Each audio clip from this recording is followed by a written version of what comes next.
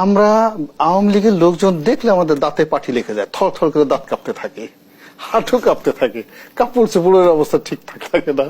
তো সেখানে Peter D Haas আগায় আসছে, আমরা যে তার আব্বা ডাকি নেই, বিরাট ব্যাপার।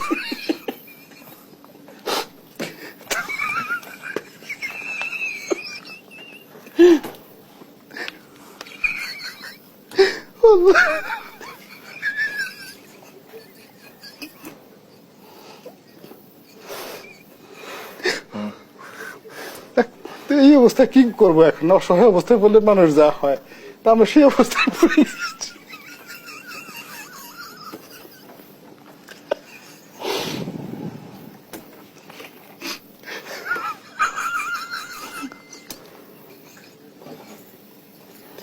জনাব হাবিব মিরাদিন, কি বলবেন? জি, আসলে আমি চিন্তা করছিলাম যে আসলে হঠাৎ করে আমেরিকানরা আমাদের প্রতি এতটা দরদী হয়ে পড়লেন কেন।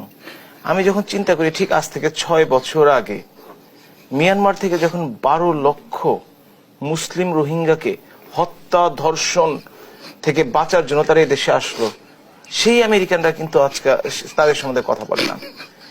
এই ইসরায়েল প্যালেস্টিনিদের বছরের পর বছর দর্শকের হাসির কথা বলেছেন না, এটা টক সাথে হাসা ভালো, কিন্তু আসলে এর সিরিয়াসনেসটা নষ্ট হয়।